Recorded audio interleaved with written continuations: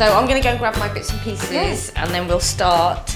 I really want to find out how you make your kachori. So I know how I make mine, but I'd really like to find out a little bit about how you do yours. It's probably the same. Yeah, you don't have to stick to a recipe. Yeah. And, once you've got the pastry right, you can fill it with anything you like. Vegetarian, non-vegetarian, spicy, bland, anything. So where did you learn to cook? Is it just something that's always been part of your growing up and that kind of thing, or is it something that you just found later on in life? Or? No, it's always been part of my growing up because my mum is a really good cook, and you know, she would watch all these programs and sit with her diary and make note of new recipes. Yeah.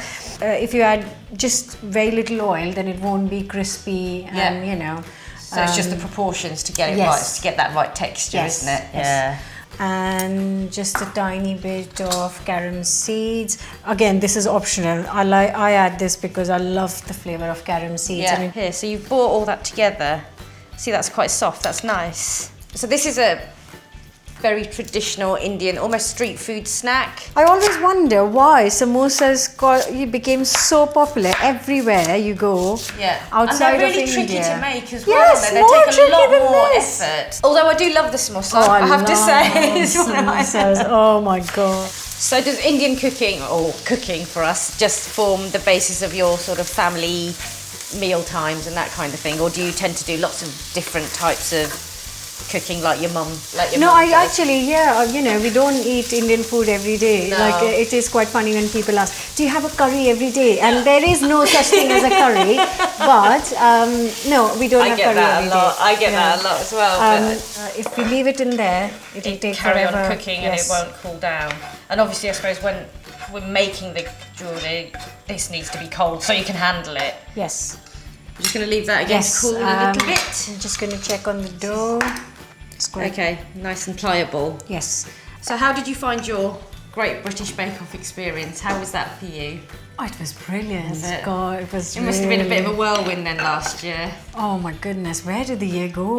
People who love cooking and baking, it's more about feeding others, and it's about joy that comes when they say, "Oh my God, no!" It's a funny thing, isn't it? Because it's always about sharing with other people. So they look brilliant. So all we're going to do is just deep fry them, and roughly about 5 or 6 minutes. Yeah. Until they go really crispy and brown. And I always say to people, if you're not confident deep frying like this, because I know this is a real big issue for a lot of people, they don't want to fry like this over, you know, with hot oil, then just use a small pan and just use a little bit of oil, because until you gain that confidence, then, you know, it is something that you have to be quite wary of. God, they look great, don't they?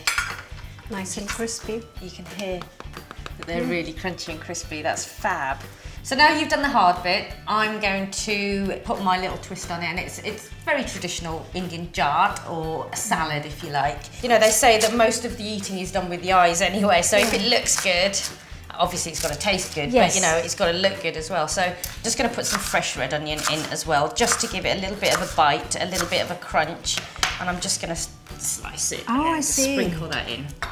A nice chutney can add so much to already tasty food. Absolutely. And help bring the flavours out. And I use this with kebabs, I use it with... Even with paratha, or, you know, just some rice. Or... So all I've got in here is mint, lemon, chilli and salt. And then all you do is just whiz it up. Oh, wow. Look at the colour. You know, we said about eating with your eyes, you know, it's the colour, it's the flavour. It's really simple, but we've got some great flavours going on. So the way that I like to serve mine is I'll just give it a little break. Just listen. I know. Oh, sounds amazing. So I'm going to put 2 in there. And you can do this however you like. You can have it on the side. I like to put it all over so it mixes all of those flavours up. So a little bit, don't be too heavy-handed, because you've got lots of flavours going on. And then the imli. Oh. Obviously it's going to be good. Bit of yogurt, just a bit of cooling. That's how I'd serve it, and we can tuck into that. But what I want to do before we do that is, shall we just have a quick taste? Oh, yes. of the kachoris just as they are. Oh, look, they look beautiful, don't they? Yeah. Here you go.